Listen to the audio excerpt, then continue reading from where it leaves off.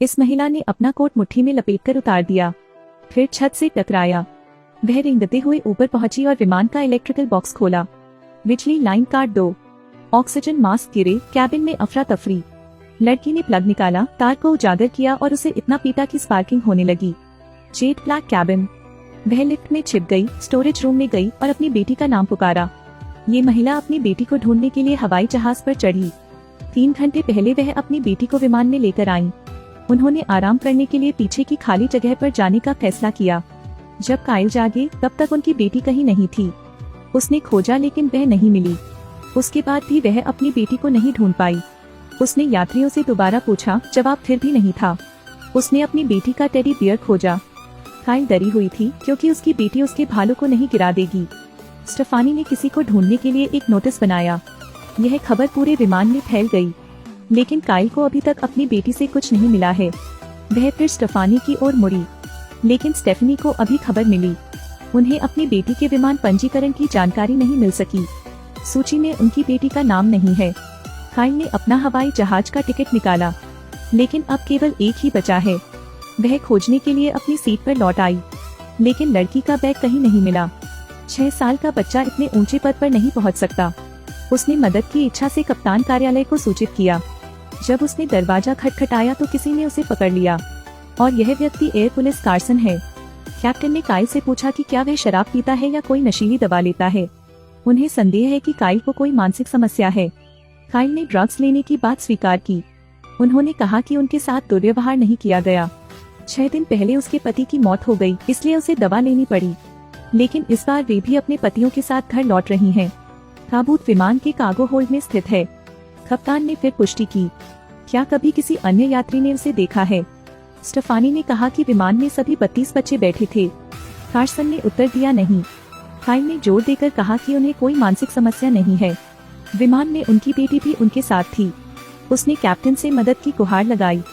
Captain ने सभी यात्रियों को अपनी सीटों पर लौटने का आदेश दिया। फिर सभी लाइटें चालू कर दी। स्टेफानी ने इलेक्ट्रॉनिक्स डिब्बे में प्रवेश किया। उसकी आंखें चमक उठी। कार्सन और कायल ने विमान के कैबिन की तलाशी ली।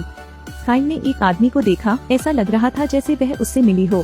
कायल को कुछ नहीं मिला तो उसने गोदाम में जाकर तलाश करने को कहा, लेकिन कैप्टन ने इसे अस्वीकार कर दिया।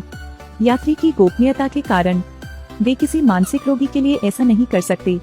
उन्हें लगता है कि ये लड़की कभी हवाई जहाज पर नहीं चढ़ी है। इस समय कायल अचानक चिंतित हो गया। उसे याद आया, वह आदमी वही था जो कल रात खिड़की पर खड़ा होकर उसकी बेटी को देख रहा था।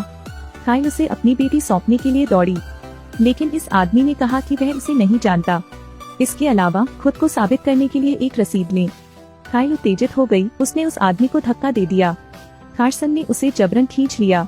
यह तथ्य कि बच्चा विमान में था केवल कायल का भ्रम था। कायल ने जो कुछ भी कहा उसका सामना करते हुए कार्सन ने कोई जवाब नहीं दिया। कैप्टन अनलॉक कर देता है, हर कोई स्वतंत्र रूप से चल सकता है। कायल कप्तान के पास पहुंचा, लेकिन कप्तान ने कहा उसकी बेटी पहले ही मर चुकी है। स्टेफानी मृत्यु प्रमाण पत्र देती है। साबित करें कि उसकी बेटी की मृत्यु उसके पति के साथ ही हुई थी।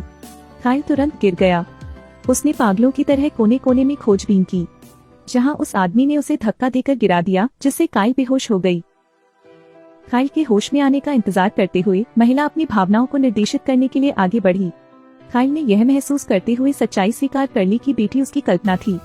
लेकिन जब कायल को उस चित्र का पता चला जो उसकी बेटी ने बनाया था, तभी उसे एहसास हुआ कि उसकी बेटी सचमुच अस्तित्व में है।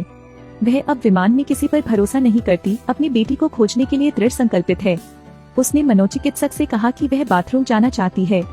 कार्सन उसे बाथरूम में ले गया। कायल तुरंत हरकत में आ गया। उसने अपना कोट उतार दिया और छत से टकरा गई। फिर मार्ग को नष्ट कर दो। हर कोई सिर्फ अपने लिए सोचता है। वह लिफ्ट पर चढ़ी, कार्गो होल्ड पर गई, लेकिन उसकी बेटी का कोई पता नहीं चला। उसने ताबूत का ढक्कन खोला और अपने पति को अपनी लापता बेटी के बारे में बताया। इसी समय कार्सन ने कायल को पकड़ लिया। कैप्टन ने समय से पहले उतरने का फैसला किया और कायल को पुलिस को सौंप देंगे, लेकिन ताबूत का ढक्कन बंद करना भूल गया। यात्रियों ने तालियां बजाई क्योंकि पुलिस ने इस घबराने वाली चीज को पकड़ लिया। और कायल को कोई परवाह नहीं थी, वह सिर्फ अपनी बेटी को ढूंढना चाहती थी। उसने कार्सन से अपनी बेटी को ढूंढने में मदद की गुहार लगाई। उसे यकीन था कि उसकी बेटी इस विमान में थी। कार्सन झिझके और फिर सहमत हो गए। उन्होंने कायल की देखभाल के लिए स्टेफानी को बुलाया और मैं कप्तान को खोजने गया। लेकिन वह कंट्रोल रूम में चला गया। उसने पर्दे खींचे, दरवाजा बंद किया और कार्गो होल्ड में प्रवेश किया। उसने नियंत्रित बम ले लिया। फिर इलेक्ट्रॉनिक्स डिब्बे में जाओ। जब उसने बम स्थापित किया तब तक काइल की बेटी का भी पता चल गया था। यह पता चला कि कार्सन कुलीनबर्ग था। फिर वह कैप्टन के पास गया और कहा कि काइल एक विमान अपहरण करता है। उन्होंने यह भी कहा कि काइल ने बम रखने के लिए ताबूत का इस्तेमाल किया, क्योंकि जब ताबूत को झाड़ने की जरूरत नहीं पड़ी तो उसने अपने पति को मार डाला। कार्सन ने यह भी कहा कि काइल का एक साथी था, डेटोनेटर ठीक उसके हाथ में था। काइल किसी को चोट नहीं पहुंचाएगा।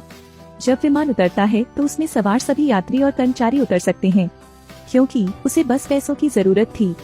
कार्सन ने काइल के $50 मिलियन के अनुरोध पर सहमति व्यक्त करने की पेशकश की। उस राशि को किसी दिए गए खाते में जमा करें, अन्यथा वे विमान को उड़ा देंगे।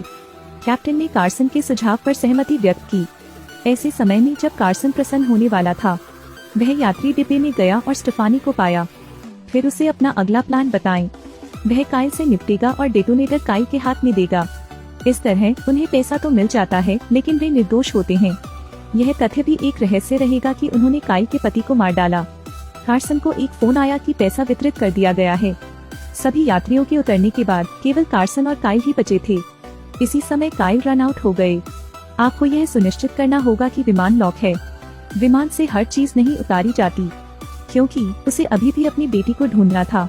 लेकिन कैप्टन ने ऐसा कहा, पैसा पहले ही आ चुका है, अब और अभिनय करने की कोशिश न करें। कार्सन को अस्वस्थ महसूस हुआ और वह विमान से उतरने के लिए तैयार हो गया। काइल यह सब समझता है, लेकिन बेटी अभी भी उसके हाथ में है। उसने उजागर करने की हिम्मत नहीं की। उसने कार्सन को वापस बुलाया। तब तक प्रतीक्षा करें जब तक सभी लोग विमान से उतर न जाएं। काइल चुपचाप उसके पास आता है और उसे उसके पास एक विस्फोटक उपकरण मिलता है।